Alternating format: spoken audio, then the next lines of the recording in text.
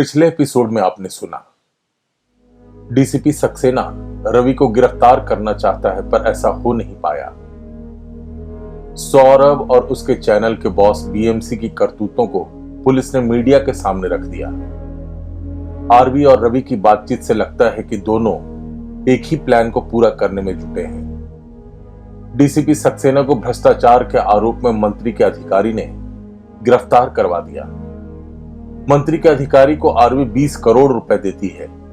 अधिकारी रवि के सामने एक ऑफर रखता है। अब आगे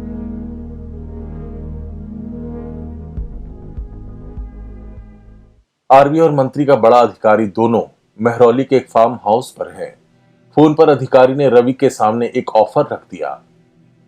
रवि, पहली बात तो यह कि उस वीडियो को अभी रोक दो तुम, ठीक है? बात मानो, अपलोड मत करो उसको अभी। और दूसरी ये कि तुम्हारे पास एक ऑप्शन है। ऑप्शन? कैसा ऑप्शन सर? मैं कुछ समझा नहीं। इस पर अधिकारी कहता है, फुटेज के बदले शिवानी। थोड़ी देर तक तो रवि एकदम सन्नाटे में चला जाता है। अधिकारी बार बार हेलो हेलो करता है। थोड़ी देर बाद रवि बोलता है, सर शिवानी को आप रख लीजिए, फुटेज तो हम नहीं दे सकते। इतना कहकर रवि ने फोन रख दिया। अधिकारी गुस्से में लाल पीला हो गया। 2 कौड़ी का पत्रकार है, 2 कौड़ी का ऐड दिखाता है। मंत्री जी को आने दो, मैं बता रहा हूं, पैरों पर गिरकर माफी मांगेगा आरवी। ये पैरों पर गिरकर माफी मांगेगा मंत्री जी। इस पर आरवी रिएक्ट करती है और चौंक कर कहती है, तो बीवी से ज्यादा प्यारा फुटेज है इसको।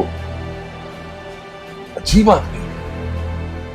30 करोड़ रुपए क्या आ गए, मानो जैसे इसने पूरी दुनिया खरीद ली। क्या आदमी है ये? ठीक इसी समय एक आदमी हाथ में कॉफी की ट्रे लेकर आया।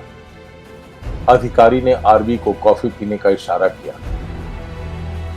चश्मे में फिट हिडन कैमरे को ध्यान में रखते हुए आरवी ने चश्मा खोला और दाहिनी तरफ के फ्लावर पॉट स्टैंड पर ऐसे रखा कि वीडियो में अधिकारी आ सके।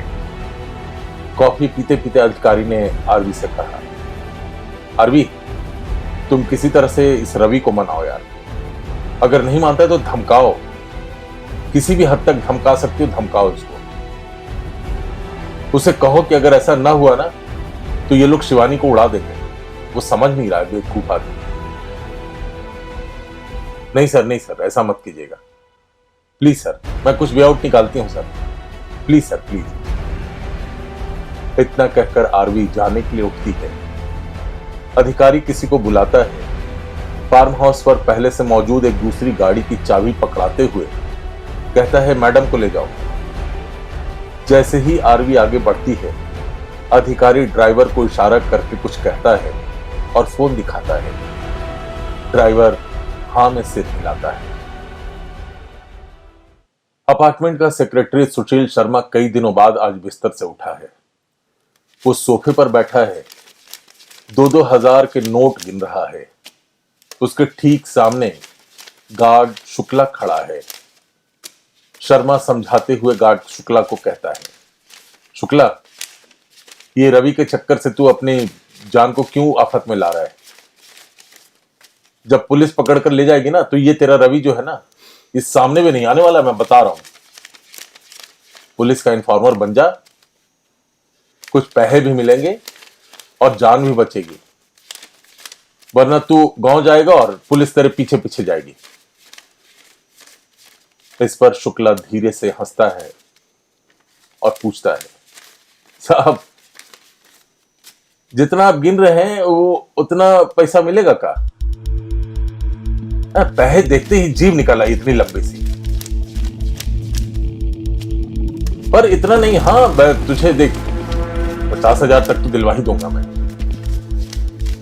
बोल तो बात करूं मैं? रहने दीजिए साहब, हम तो आपको जानते हैं साहब, हम आपको एक ही बात कहेंगे कि आप भी ना अपना ध्यान रखिए। अब कहीं रवि सर के फ्लैटवा में बम रखने के चक्कर में ना पुलिस आपको भी ना उठा ले जाए। इस बात पर शर्मा भड़क गया और शुक्ला को गालियां देने लगा। पर जब शांत हुआ तो शुक्ला ने धीरे से कहा,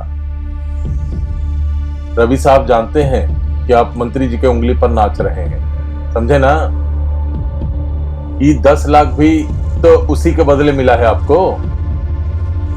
पर साहब आज आपको कह रहे हैं, सब फंसेंगे खेल में, ये मंत्री फंत्री सब फंसेंगे साहब, याद रखिएगा आप मेरी इस बात में। इतना कहकर शुक्ला शर्मा के फ्लैट से निकलने लगा। निकलते निकलते रुकता है और शर्मा से पूछता है, अच्छा साहब, हम तो अनपढ़ आदमी ठहरे साहब हैं, हमारा हिसाब किताब बचपने से खराब रहा, पर एगो बात पूछे साहब, ये 10 लाख ज्यादा होता है कि उससे 10 गुना ज्यादा 1 करोड़ रुपया? शर्मा को अचानक समझ आया कि शुक्ला को 1 करोड़ रुपए मिले हैं। वो हैरानी से शुक्ला को देखता रह जाता है और शुक्ला हंसते हुए फ्लैट से निकलता है और बोलता हुआ जाता है, साहब हमको एकदम बुढ़वा के समझते हैं साहब, हैं?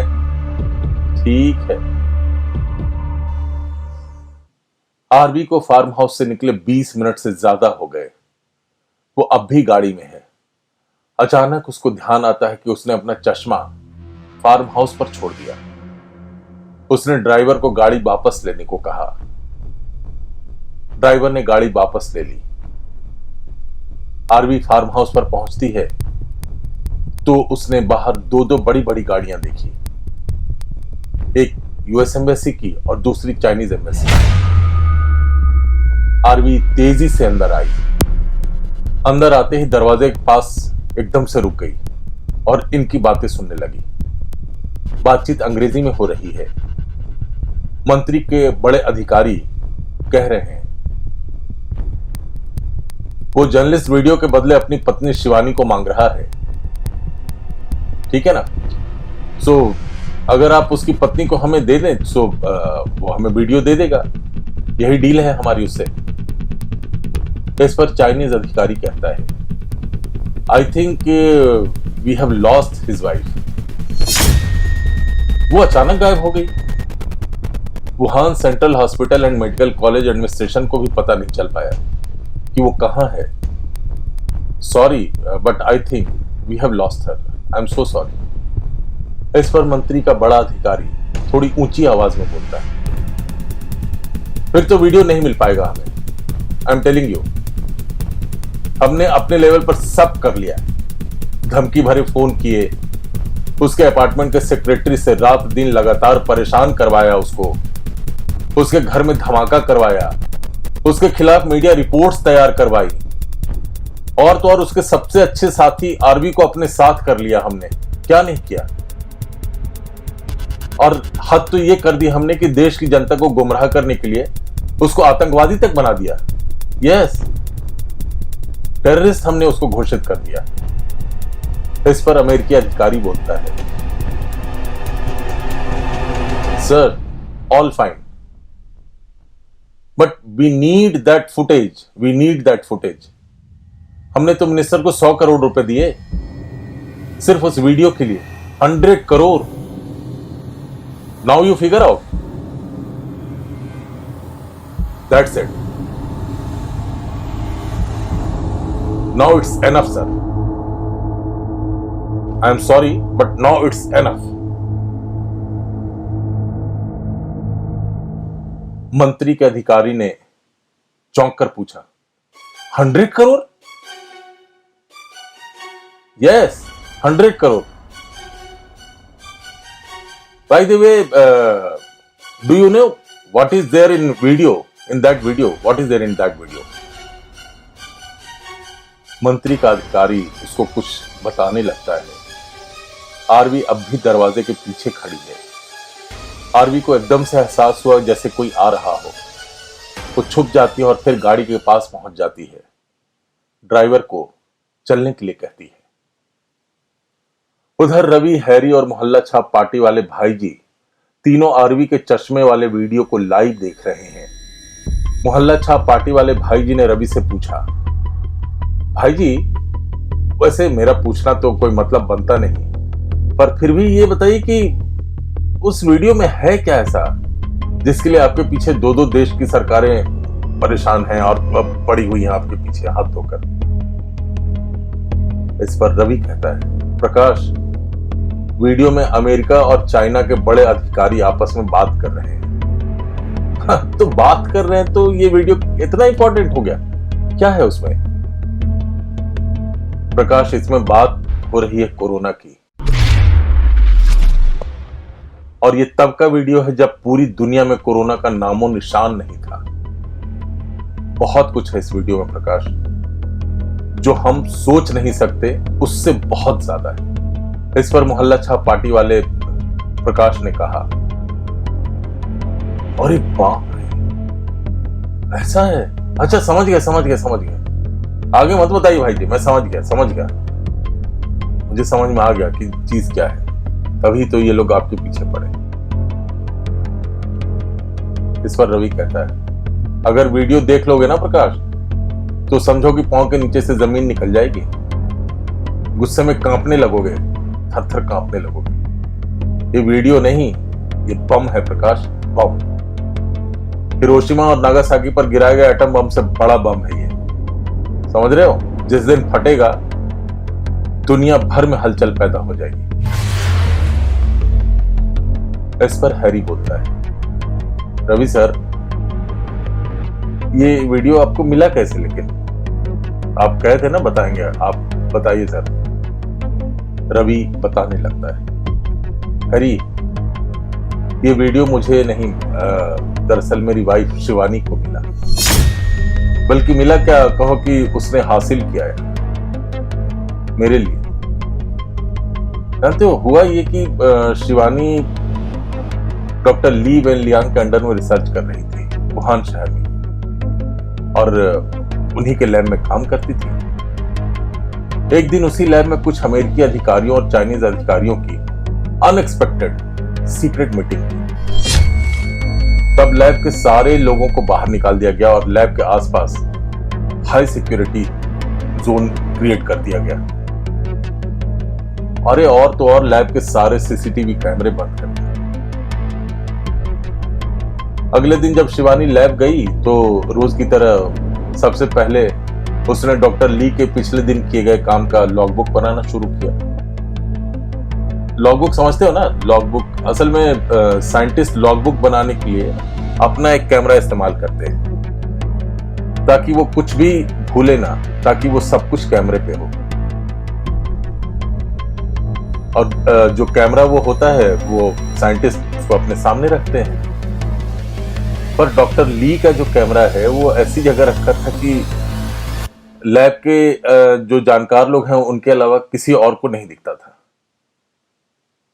इस पर अमेरिकी सिक्योरिटी वालों की नजर तक नहीं गई। उस कैमरे में ही मीटिंग के सारे वीडियो रिकॉर्ड हो गए। शिवानी ने मीटिंग वाले सारे वीडियो को देखा, वो देखते ही पागल हो गई, वो हिल गई बेसिकली।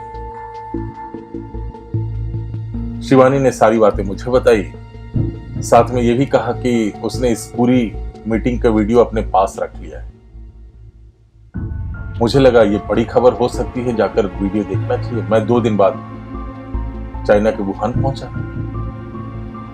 सारा वीडियो लेकर दिल्ली आ गया मैं। लेकिन इस बीच किसी तरह से चाइनीज अधिकारियों को यह पता चल गया कि मीटिंग की रिकॉर्डिंग कर ली गई। बस उसके बाद से डॉक्टर ली वेन लियांग और शिवानी की जिंदगी तहस नहस हो गई। खुफिया एजेंसियों को मेरे बारे में भी पता चल गया, और उस दिन से वो मेरे पीछे। इस पर हैरी कहता है, अच्छा अब समझा, इसलिए आपने घर में चोरी करवाई। हाँ यार, इसलिए करवाई ताकि लोगों को लगे कि फुटेज चोरी हो गई। लेकिन जानते हो चक्कर क्या हुआ? उसी रात मेरे घर में 2 बार चोरी हो गई। पहली बार सोसाइटी के सेक्रेटरी शर्मा ने डीसीपी सक्सेना की मदद से चोरी करवाई, और दूसरी बार हम गए। पर अच्छा ये रहा कि वो सारा पैकेट मैंने 2 दिन पहले ही घर से हटा दिया था। जब हम गए तो सिर्फ अलमारी का सामान फेंका हुआ था। और ये बात मैंने डीसीपी सक्सेना को बताई थी। बाद में घर का जो सारा सामान तहस नहस हुआ, जो तुम लोगों ने देखा है, उसको तो डीसीपी सक्सेना, आरवी और ये प्रकाश और बाकी जो रहा साथ था वो शुक्ला ने किया। और हरी, तुम्हें याद है ना, तुमने मुझसे पूछा था कि बेडरूम में जो कैमरा मेरा लगा हुआ था उसका एंगल कैसे बदल गया। वो तो मैंने किया था। और उसी दिन तुम्हें मालूम है, उसी दिन मुझे एक्चुअली पता चल गया था कि डीसीपी सक्सेना जो है वो दोनों तरफ से खेल रहा है। उसने कोई एक ऐसी बात कही जिससे मुझे अंदाजा लग गया। इसलिए बाद में ये प्रकाश जो है ना, इनकी मदद से घर में धमाका कराना पड़ा। यह सुनकर हैरी चौंक गया। उसके मुंह से निकला, क्या रवि सर, वो धमाका फिर आपने करवाया था? हाँ भाई, हाँ यार, क्या करता, धमाका भी मैंने करवाया। आतंकवादी वाली खबर से लेकर आरवी की मुस्लिम होने वाली प्रेस कॉन्फ्रेंस भी मैंने करवाई। पर मैंने कभी भी एक चीज नहीं करवाई, फिरौती के पैसे के लिए कभी भी मैंने फोन नहीं करवाया। वो काम डीसीपी सक्सेना ने करवाया, मंत्री जी के अधिकारी की मदद से। फिर मुझे लगा कि चलो कुछ पैसे हमारे लोगों को मिल जाए तो क्या बुरा है। पर प्रकाश, तुम भी जानते हो और हैरी तुम भी जानते हो कि उन 50 करोड़ रुपए में 1 रुपया भी मैंने नहीं लिया। क्या करूं? इस पर प्रकाश पूछता है, और सर शिवानी मैडम कहां है सर? इस सवाल पर रवि गमगीन हो गया। खुद पर काबू पाने की कोशिश की, पर रवि रोने लगा।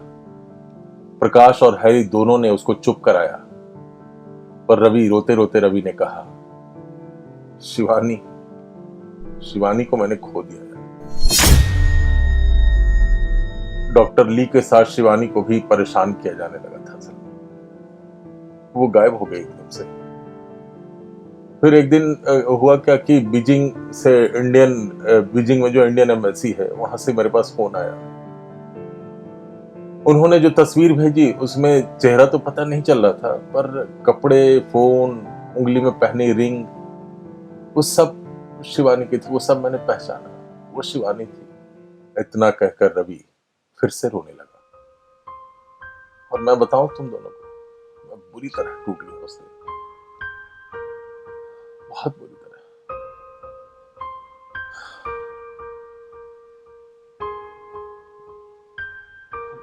इसलिए मुझे बहुत अफसोस होता है। उसी दिन मैंने ये तय किया कि चाहे जो हो जाए, अब इस वीडियो को तो दुनिया के सामने ला कर रहूंगा। अब तो मैंने तय कर लिया था। इस पर हैरी बोलता है, सर पहले मंत्री के अधिकारी वाले वीडियो का हिसाब कर लिया जाए ना, उसको अपलोड कर दे क्या? हाँ, एकदम करो। थोड़ा ग्राफिक्स डाल दो उसमें और उसको अपलोड करो। और मंत्री जी का सर, उसका हिसाब तो उसका ये अधिकारी ही करेगा, चिंता मत करो। मोटी तोंद, हल्की दाढ़ी, नाक पर चश्मा और गंजा होने की वजह से चमकता सिर। मंत्री जी अपनी बड़ी कुर्सी पर बैठा है। सामने उनके मंत्रालय के सबसे बड़ा अधिकारी खड़ा है, वही अधिकारी जो रवि वाले मामले को डील कर रहा है। मंत्री जी अपने फोन पर कोई वीडियो देख रहा है। गुस्से में अचानक बोलता है, इस वीडियो के बारे में क्या कहना है? हद कर दिया। एक मामूली सा 2 कौड़ी का पत्रकार तुम लोगों से हैंडल नहीं हो पाया। शर्म की बात है, एक्चुअली सच में मैं कह रहा हूं, शर्म की बात है। ऊपर से 20 करोड़ रुपए लेते हुए और मीटिंग करते हुए का वीडियो भी बना लिया गया वो, और तुम्हें पता तक नहीं चला। महोदय, परीक्षा खत्म हुई आपकी। अब जो है ना, अपनी सुरक्षा का ध्यान रख लीजिए। आराम कीजिए घर पे जाकर। इंक्वायरी बैठेगी, आपको अभी से सस्पेंड किया जाता है। इन बातों पर अधिकारी चुप रहता है। मंत्री जी गुस्से में ऊंची आवाज में कहता है, अरे कुछ बोलोगे या बापू के बंदर बने रहोगे? क्या बोलूं सर? जो आपने कहा मैंने किया सर, पर मैं पकड़ा गया सर और आप बच गए। आपने तो 100 करोड़ में से 50 करोड़ रुपए के बारे में हवा भी लगने नहीं दी सर। कोई बात नहीं सर, मैं ही बन जाता हूं बलि का बकरा। आप कम से कम अपने आप को तसल्ली दे पाएंगे। इस बात पर मंत्री जी गुस्से में चौंकते हुए कहते हैं, तुमसे किसने कहा? सर, वीडियो का दूसरा हिस्सा शाम तक अपलोड हो जाएगा, तब देख लीजिएगा। अच्छा सर, थैंक यू सर। इतना कहकर अधिकारी कमरे से निकल जाता है। रवि एडिटिंग करवा रहा है, तभी वहां रखा एक फोन बज उठता है। हैरी ने जैसे ही फोन उठाया, उधर से आवाज आई, रवि से बात कराओ। हैरी पूछता है, आप कौन? बकवास मत करो, तुम रवि से बात करवाओ मेरी। हैरी रवि को फोन पकड़ा देता है। रवि पूछता है तो उधर से आवाज आती है, रवि तुमसे एक डील करनी है मुझे। तुम्हारे पास जो मेरा वीडियो है, तुम समझ रहे हो ना मैं कौन बोल रहा हूं? तुम्हारे पास जो मेरा वीडियो है वो अपलोड नहीं होगा। बदले में मैं तुम्हारे ऊपर जितने केस दर्ज हुए वो सब खारिज करवा दूंगा।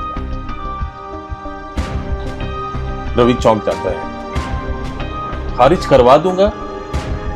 आपने करवा दिया होता, उसके बाद फोन किया होता।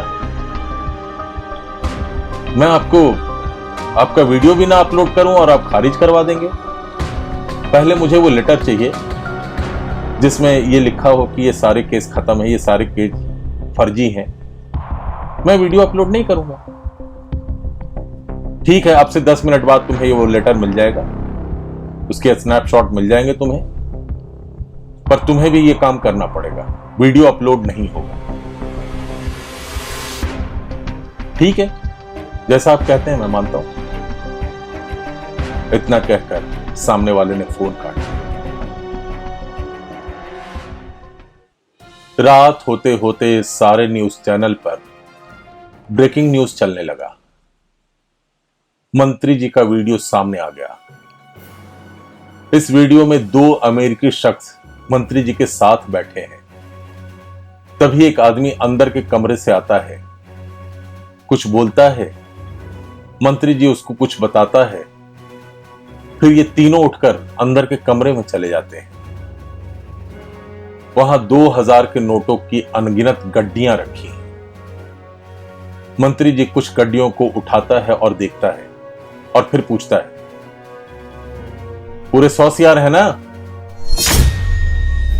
वो आदमी जवाब में बोलता है, जी सर, पूरे हैं। देख लेना, अगर कम हुआ ना तो तू भरेगा, ठीक है ना? इस ब्रेकिंग न्यूज के चलने के 1 घंटे बाद मंत्री जी को इस्तीफा देना पड़ा। आधी रात से ज्यादा का समय हो चुका है। अस्पताल के एक सेमी आईसीयू कमरे का दरवाजा खुलता है। डॉक्टर्स की एक फौज कमरे में दाखिल होती है। कमरे में एक छोटे से सोफे पर आरवी बैठी है। डॉक्टर्स की फौज के आते ही आरवी खड़ी हो जाती है। नर्स आरवी को बाहर जाने का इशारा करती है। आरवी के बाहर जाते ही डॉक्टर्स चेकअप में जुट जाते हैं। और जब चेकअप करके डॉक्टर्स बाहर निकलते हैं तो उनमें से सबसे सीनियर डॉक्टर ने आरवी को कहा, जस्ट प्रे टू गॉड,